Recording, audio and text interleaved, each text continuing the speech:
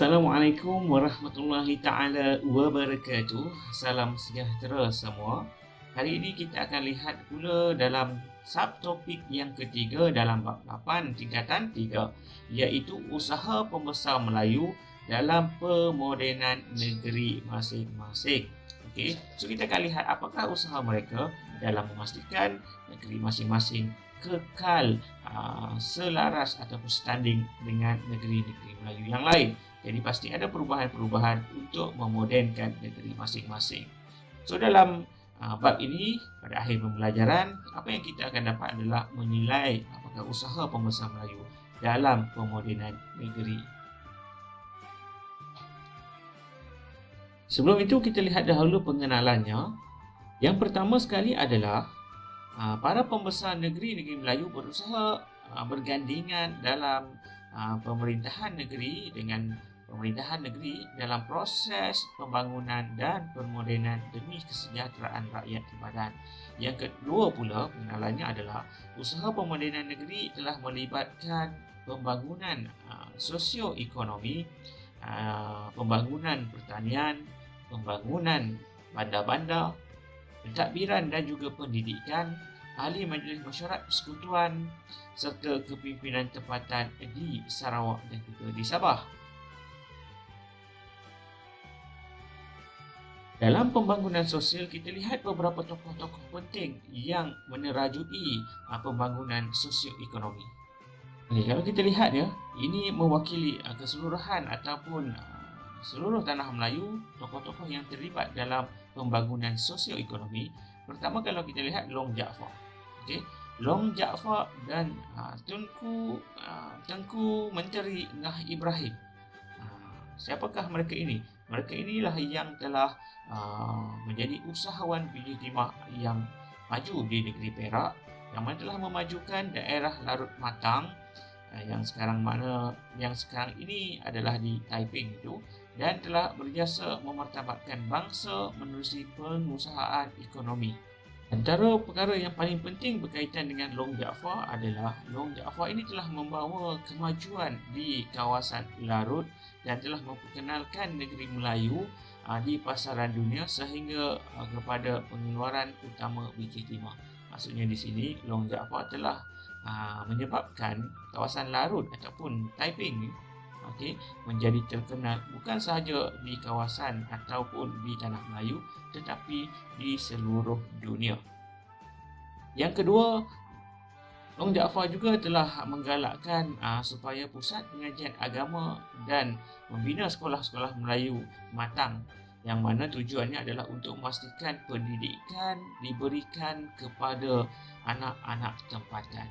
Maksudnya di sini Long Jaafar telah memastikan supaya ilmu pengetahuan tidak ketinggalan di samping kita mengejar arus kepemodenan ataupun mengejar ekonomi supaya ia lebih baik. Jadi perkara yang penting juga adalah berkaitan dengan pendidikan. Tengku Menteri Ngah Ibrahim pula, seorang jutawan berwatak nasionalis dan berwawasan dalam membangunkan ekonomi bangsa.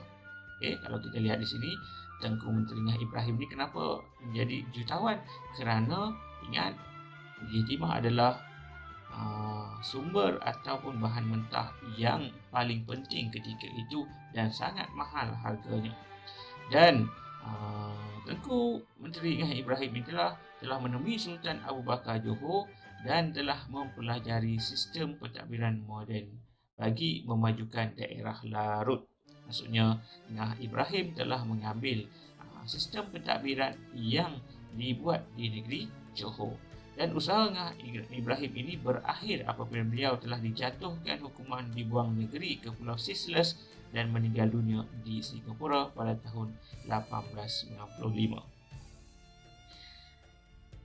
Dan kalau kita lihat pada 9 September 2006, maksudnya tak lama, jenazah Paduka Menteri Ngah Ibrahim ini telah dikebumikan semula di Kota Ngah Ibrahim, iaitu di Kompleks Sejarah Matang di Taiping sekarang, sebagai tanda untuk memperingati perjuangan dan juga sumbangan Tengku Menteri Ngah Ibrahim ini. Seterusnya kita lihat pula di negeri Kedah, ya, okey. Wan Muhammad Saman ini adalah tokoh pembangunan di negeri Kedah. Okey, yang mana telah mencetuskan idea untuk membina terusan daripada Alor hingga ke kaki Gunung Jerai di Gurun. Okey. Dan disebabkan itu terusan tersebut telah dikenali dengan nama beliau, iaitu terusan Wan Muhammad Saman. Masih kekal sampai sekarang, ada lagi terusan Wan Muhammad Saman ini. Okay. Dan terusan ini dibina dengan ukuran panjangnya 36 km, lebarnya 7.5 meter dan dalamnya adalah 1.5 meter, dan telah menggunakan kaedah sistem kerah dan peralatan tradisional. Sistem kerah ini merujuk kepada, ingat lagi tak sistem kerah, yang mana semua rakyat akan dikerah untuk melaksanakan tugasan ini sebagai tanda rakyat setia kepada Sultan tanpa perlu membayar apa-apa upah ataupun gaji. Macam itu. Peralatan tradisional maksudnya menggunakan cangkul lah. Dan kejayaan pembinaan terusan Wan Muhammad Saman ini memberikan kesan kepada pembangunan negeri Kedah, terutama dalam bidang pertanian. Disebut pertanian itu merujuk kepada sawah padi yang luas. Okay. So banyaklah tanah-tanah telah dibuka untuk penanaman padi dan banyak lagi terusan kecil telah dibina untuk mengairi kawasan tanah sawah tadi. Seterusnya, kalau kita lihat pula, okey, ini di negeri Johor, Datuk Muhammad Saleh bin Perang. Okay, apa yang dilakukan oleh beliau? Beliau telah melukis peta lengkap pertama negeri Johor bagi memudahkan kerajaan menggerakkan pembangunan pertanian, pembandaran dan sistem perhubungan. Okey, dan malah lukisan itu kalau kita lihat adalah lukisan yang tepat. Okey, kalau kita lihat telah disahkan oleh pakar-pakar juru ukur ataupun jabatan ukur daripada London. Maksudnya kita harus berasa bangga tanpa menggunakan teknologi moden. Ada tokoh-tokoh ataupun pembesar-pembesar Melayu yang mempunyai tahap ilmu yang begitu tinggi. Beliau telah mengasaskan pembukaan bandar Maharani Muar, Endau dan bandar Pengeram di Batu Pahat. Okay. Dan peta Johor yang dilukis tadi saya dah sebut, iaitu tepat dan telah disahkan oleh Jabatan Ukur daripada London. Dan pada tahun 1893, Batu Pahat telah dibangunkan oleh beliau dan pada tahun 1894 dibuka secara rasmi. Dan beliau juga dikenali sebagai Datuk Bentara Luar. Memegang juga jawatan-jawatan lain dalam pentadbiran Johor seperti Pesuruhjaya Polis, Ketua Jabatan Ukur dan juga Ketua Jabatan Tanah. Okay. So itu antara sumbangan pembangunan bandar oleh Datuk Muhammad Saleh bin Perang. Dalam pentadbiran dan pendidikan pula kita ada Datuk Jaafar bin Muhammad. Antara sumbangannya, ada dua tokoh di sini, Datuk Jaafar bin Muhammad dan juga Datuk Abdul Rahman bin Andak. Datuk Jaafar bin Muhammad ini telah memelihara kedaulatan negeri dengan mengarahkan bendera Union Jack, iaitu bendera British, dikibarkan lebih rendah daripada bendera Johor. Yang mana hal ini menunjukkan bahawa kedaulatan negeri lebih tinggi daripada British. Yang kedua pula adalah mempertabatkan bahasa Melayu, yang mana menetapkan penggunaan bahasa Melayu dalam penulisan surat rasmi kerajaan. Dan yang ketiga adalah mewajibkan pegawai British yang berkhidmat di negeri Johor memakai pakaian rasmi kerajaan Johor, bukan memakai pakaian rasmi British. Okay, bagi Datuk Abdul Rahman bin Andak pula, beliau telah bertanggungjawab mengawal hubungan Johor dengan British yang mana bijak berdiplomasi dan berpandangan jauh, yang menyebabkan kebijaksanaan dalam diplomasi ini mengekalkan kedaulatan negeri Johor. Yang kedua, beliau bijak mematahkan usaha perluasan kuasa British yang mana beliau akhirnya telah dibersarakan daripada pentadbiran Johor atas desakan British. British sukar untuk masuk ke negeri Johor kerana apa tindak tanduk British itu dapat dihidu oleh Datuk Abdul Rahman bin Andak ini. Dan pada tahun 1888 maka beliau telah menjadi perintis kepada tubuhnya Pakatan Belajar Mengajar Pengetahuan Bahasa Badan Persuratan Terulung ketika itu. Maksudnya, tubuhnya Pakatan Belajar Mengajar Pengetahuan Bahasa ini yang dipelopori oleh Datuk Abdul Rahman bin Anda.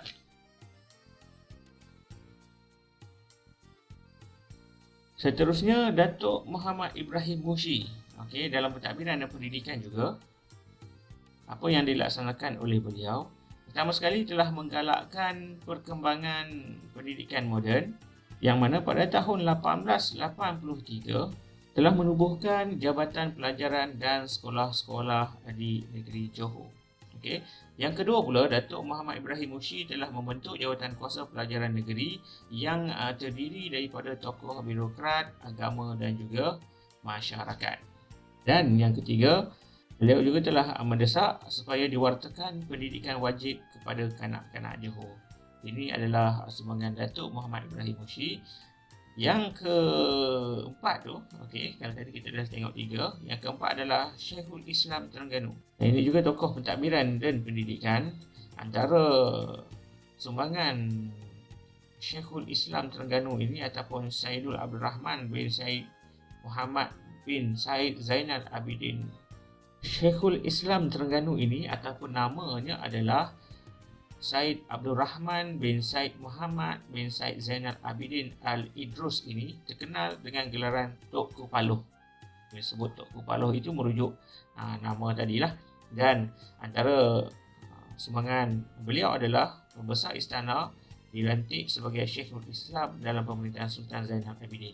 Maksudnya Tok Kupaloh ini adalah pembesar istana sewaktu pemerintahan Sultan Zainal Abidin yang ketiga, yang mana British sukar masuk ketika itu di negeri Terengganu. Dan beliau adalah seorang tokoh yang penting dalam menasihati dan membakar semangat Sultan dalam menghadapi perluasan kuasa British, dan terlibat juga dalam penggubalan undang-undang bagi diri kerajaan Terengganu tadi, iaitu Itikan Imruk, Iktadil Suluk tadi. Okey, seterusnya kalau kita lihat Ahli Majlis Mesyuarat Persekutuan juga terlibat dalam usaha memodernkan negeri-negeri Melayu. Ada 3 perkara penting di sini ya kalau kita lihat. Pertama sekali, golongan bangsawan yang dilantik sebagai Ahli Majlis Mesyuarat Persekutuan. Antaranya adalah seperti Datuk Abdullah Haji Dahan dan juga Raja Chulan. Okey, so mereka inilah yang terlibat dalam Ahli Majlis Mesyuarat Persekutuan, dan antara tuntutan-tuntutan yang telah mereka usahakan seperti tuntutan pembentukan Regimen Askar Melayu Diraja untuk menjaga keselamatan bangsa, dan yang kedua mendesak British supaya membuka lebih banyak peluang pekerjaan kepada anak-anak watan, khususnya dalam perkhidmatan awam. Dan kekal sehingga sekarang, orang Melayu kekal adalah mereka yang paling banyak dalam perkhidmatan awam. Seterusnya kalau kita lihat kepimpinan tempatan di Sarawak dan Sabah, terdapat 2 tokoh. Yang pertama kita lihat dahulu Datuk Hakim Imam Abdullah Haji Mursyidi di Sarawak. Antara peranannya adalah berperanan penting dalam pentadbiran dinasti Brooke dalam hal ehwal berkaitan dengan umat Islam di Sarawak. Dan pada awal abad ke-20, beliau memulakan pengajian Islam lebih formal di Sarawak dengan menubuhkan Madrasah Al-Mursyidiyah di Kuching. Seterusnya, beliau juga telah bersama-sama Datuk Petinggi Abang Haji Abdillah dan Abang Haji Bol Hasan dalam menubuhkan sekolah khas kaum wanita pelajaran ilmu agama, iaitu Sekolah Kajang. Dan pada tahun 1925, beliau telah dilantik sebagai Datuk Hakim dan sebagai Ahli Majlis Tertinggi dalam Majlis Negeri Sarawak. Dan juga pernah dilantik sebagai Datuk Imam pada tahun 1932 dan mengasaskan Majlis Syuruk Islam dikenali sebagai Majlis Islam Sarawak. Tokoh yang kedua di Sarawak dan Sabah pula, okey, maksudnya di Sabah ya, iaitu orang kaya-kaya Haji Muhammad Arsyad di Sabah. Apa sumbangan beliau? Pertama, beliau adalah ketua anak negeri yang mana membantu pegawai daerah menjalankan pentadbiran peringkat daerah. Seterusnya, beliau juga telah menjaga keamanan, mengetik cukai, menguruskan hal ehwal berkaitan dengan pembahagian tanah dan memajukan pertanian masyarakat tempatan di Sabah, Dan yang ketiga, beliau juga telah menjadi hakim di Mahkamah Anak Negeri yang telah mengendalikan kes-kes berkaitan hukum adat dan juga syariah di negeri Sabah. So ini adalah sumber-sumber ataupun mereka-mereka yang terlibat dalam permodenan di negeri-negeri Melayu. So kalau kita lihat di sini kesimpulannya, sejarah membuktikan bahawa negara kita ini memiliki tokoh-tokoh kepimpinan yang berwibawa yang berusaha membawa kemajuan dan permodenan untuk kesejahteraan rakyat kita. Diharap pemimpin-pemimpin yang ada pada masa sekarang ini juga tidak mengutamakan kepentingan peribadi, sebaliknya mengutamakan aspirasi rakyat untuk meneruskan kelangsungan negara kita supaya menjadi sebuah negara yang maju. Dan kewibawaan pemimpin terdahulu wajar kita hayati dan dijadikan inspirasi untuk membina kecemerlangan diri bangsa dan negara. So itu saja kelas kita. Kita akan lihat pada subtopik terakhir untuk bab 8 ini.